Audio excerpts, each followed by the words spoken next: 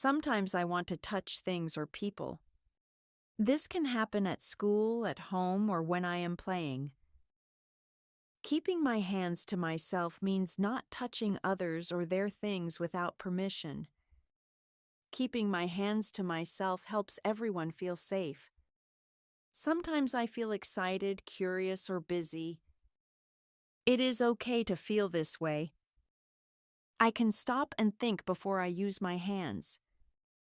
I can use a fidget tool to keep my hands busy. I can keep my hands in my own space. If I want to touch something, I can ask first. I can use my hands for safe and kind actions.